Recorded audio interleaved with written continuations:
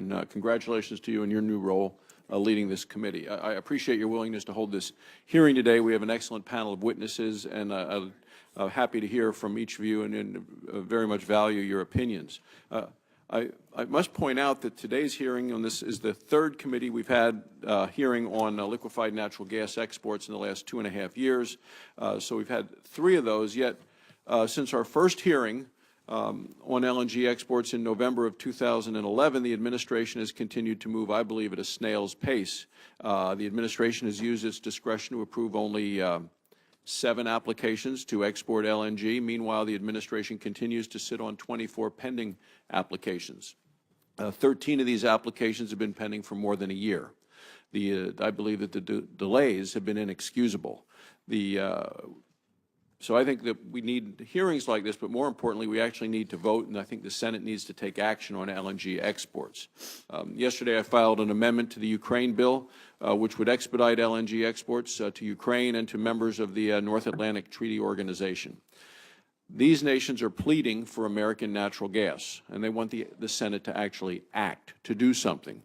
What we have heard from the majority leader is one excuse after another for why the Senate shouldn't act. 2 weeks ago, the chairman of the Foreign Relations Committee arbitrarily blocked my amendment to the Ukraine bill. Other members of the majority have said the administration should stop approving LNG exports altogether. If my colleagues on this committee are serious about promoting LNG exports, then we should call on the majority leader to actually let the Senate do its job. We should call on the majority leader to allow the Senate to vote on expediting LNG exports. This is one way that we can make progress on this issue. 2 days from now, on Thursday, this committee is going to be asked to vote on the nomination of Rhea Su to be Assistant Secretary of the Interior. She has called natural gas production, quote, easily the single greatest threat to the ecological integrity of the West. I believe if she is confirmed, she could block access and would block access to our nation's vast natural gas resources. It's very difficult for me to understand why this committee would hold a hearing in support of LNG exports today, yet be asked to vote to approve a natural gas opponent on Thursday. So I would urge you, Madam Chairman, and our colleagues on this committee to reject this nominee. The committee needs to send a strong message that we are all in support of natural gas, not one in opposition to it.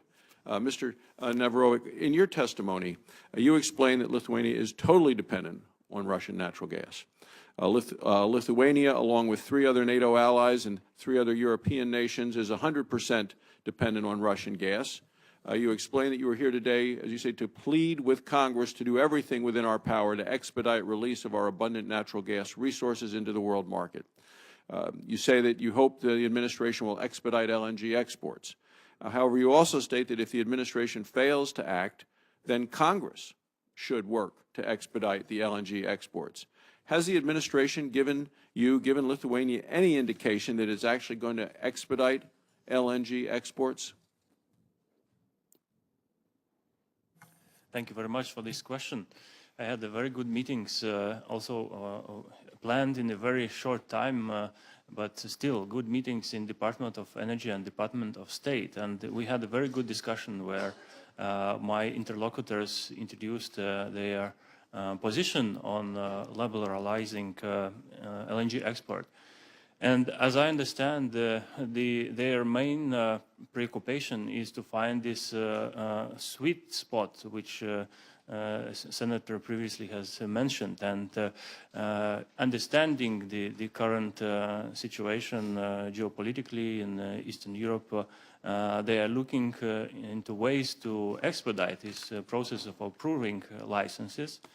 However, I argued that it should be made faster, and these signals are important for countries like us, which are specifically developing infrastructure which allow us to bring gas from alternative supply. And then American gas, which would appear on the world market, would make a major difference. So I would continue to encourage both the administration and the Congress to do anything possible to speed up these processes. Yeah. So they talk nice to you, but in fact they failed to give you the assurance that you hoped for, that we would actually get the action And I would think that if the administration isn't ready to make that commitment today, that it is dependent upon the Congress to act.